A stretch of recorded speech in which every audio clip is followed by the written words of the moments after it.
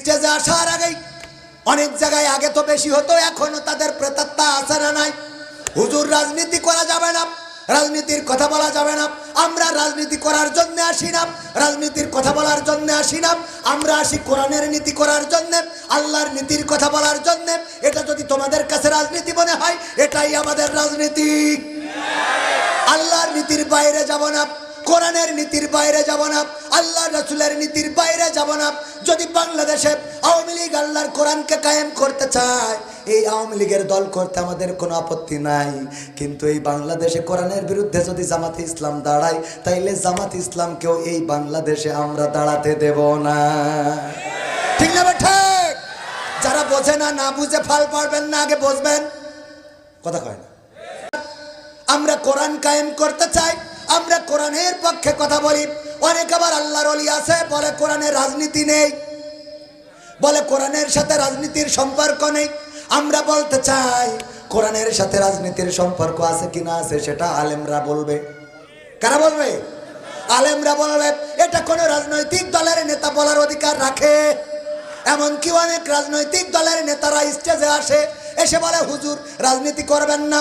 আমি সেদিন কুমিল্লায় বললাম, তাইলে আপনি রাজনৈতিক দলের নেতা, আপনার স্টেজে কি? কথা কয় না। যেখানে রাজনীতি করা যাবে না সেখানে স্টেজে কেন আপনার থাকতে হবে? আপনি তো রাজনৈতিক দলের নেতা, হয় পার্টিতে বসেন, না হয় মাটিতে বসেন, না হলে চার দোকানে বিড়ি টানেন। ঠিক না ঠিক? কারণ এখানে কোরআনের কথা যারা আলেম তারা ভালো করেই জানেন কোন কথা বলা লাগবে, কোন কথা বলা লাগবে না, কোন কথা মানুষের প্রয়োজন, কোন কথা মানুষের প্রয়োজন না। আল্লাহ বললেন, ইয়া আইয়ুহাল্লাযীনা আমানু লিমা তাকুলুনা মা লা তাফআলুন। ও ঈমানদারেরা শুনে নাও, তোমরা এমন কোন কথা বলো না যা তোমরা কাজে পরিণত করো না। কথাটা কার? কথাটা কার?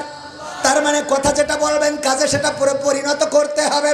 যদি কথা বলেন, যদি বলেন যে আমরা কালকে মিছিল করব কোথায়? মনিরামপুরে, গোটা বাংলাদেশ অথবা গোটা মনিরামপুরের লোকজন আসবা, সবাই যদি আসে বড় মিছিল হওয়া সম্ভব নাকি সম্ভব না?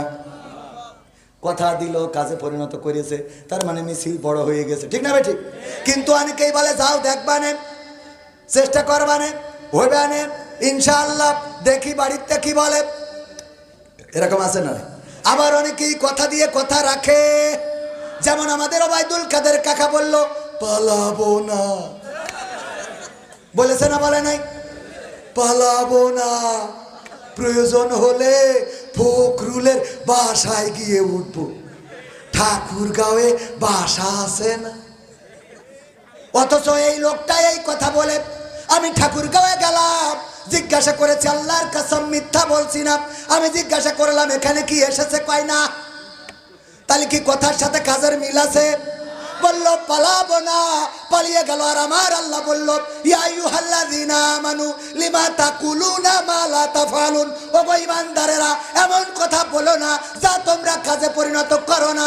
কাবুরা মাকতান ইনদাল্লাহি আন তাকুলু মা লা তাফআলুন। আল্লাহর কাছে এটা অত্যন্ত পছন্দের যে তোমরা মুখে যা বলো কাজে তা পরিণত করো না। কথাটা কার? সুতরাং ওবায়দুল কাদের কথা দিয়ে কথা রাখে নাই। এখন যদি বলেন ওবায়দুল কাদেরের কাঠি করছি কেন, কোরআনের সাথে পড়ে গেছে তাই। কথা কয় না? আমার কোরআন বলছে যা বলবা তাই করবা, যা করবা না তা বলবা। শামীম ওসমান বলল খেলা হবে, খেলা হবে।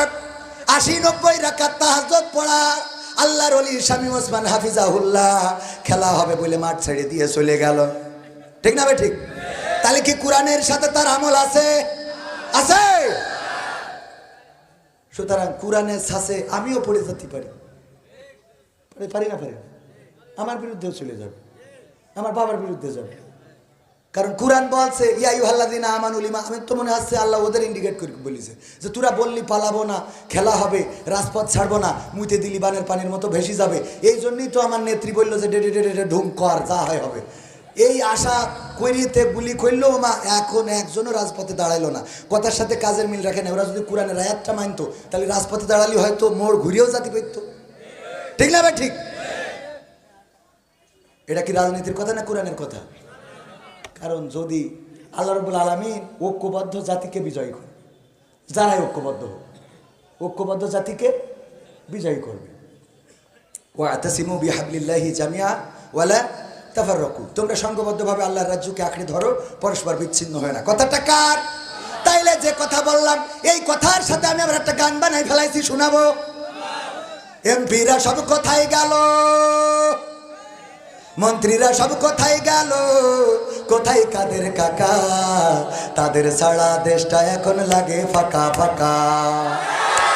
পালাবো না, পালাবে না, পালাবে না, যাই না তবু দেখা, পালাবে না, পালাবে না, যাই না তবু দেখা, তাদের ছাড়া দেশটা এখন লাগে ফাঁকা ফাঁকা, ওদের ছাড়া দেশটা এখন লাগে ফাঁকা ফাঁকা।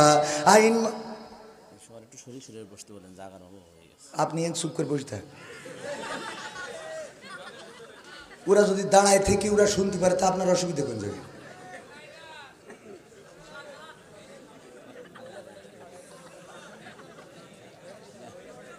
এমপিরা সব কোথায় গেল, এমপিরা সব কোথায় গেল, কোথায় কাদের কাকা, তাদের ছাড়া দেশটা এখন লাগে ফাঁকা ফাঁকা, ওদের ছাড়া দেশটা এখন লাগে ফাঁকা ফাঁকা। আইন মন্ত্রী আটকে গেল আইনেরই ফাঁকে, দাড়ি ছাড়া দরবেশের ভণ্ড ভণ্ড লাগে, ঠিক না বেঠা?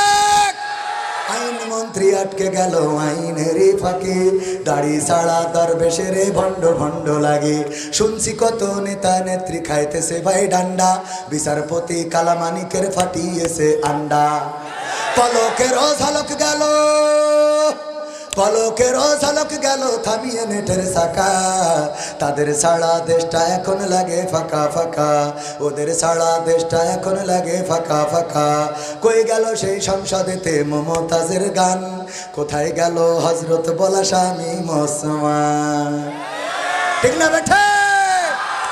মমতাজ সংসদে গান গাইলো, যেই সংসদে জনগণের অধিকারের কথা বলার কথা, যেই সংসদে জনগণের চাওয়া পাওয়ার কথা বলার কথা, যেই সংসদে জনগণের দুঃখ দুর্দশা বলার কথা, সেই সংসদে তিনি নেতারা নিয়ে গান গাইলো, নেত্রীর নিয়ে গান গাইলো, আমাদের কোনো আপত্তি নাই। কিন্তু 5 আগস্টের পরে এই মমতাজার একটা গানও গাইলো, গেয়েছে? আমি বললাম নেমো খারাপ, বেঈমান, স্বার্থপর, তোমার মতো লোকের শেখ হাসিনা এমপি বানায় বড় ভুল করেছে, ওদের না বানায় যদি আমাদের মতো লোক বানাইতো তাও আমরা রাজপথে থাকতাম, ঠিক না বেঠে? কারণ আমরা নেমোখারামি করি। আমাদের যদি ফাঁসির কাস্টে ঝুলায়, আমাদের হাতে হ্যান্ডকাপ লাগায়, আমাদের পায়ে ডান্ডা বাড়ি পরায়, আমাদের রিমান্ডে নাই, আমাদের ফাঁসির কাস্টে ঝুলায়, এমনকি একজনও আছে বাংলাদেশ ছেড়ে পালিয়েছে, না পালাই নাই, বরং ফাঁসির কাস্টে ঝুলে প্রমাণ করে দিয়েছে ইন্না সালাতি ওয়া নুসুকি ওয়া মাহইয়ায়া ওয়া মামাতি লিল্লাহি রাব্বিল আলামিন। আমার আল্লাহ বললেন, ওগো আমার বান্দারা বলো, কুল ইন্না সালাতি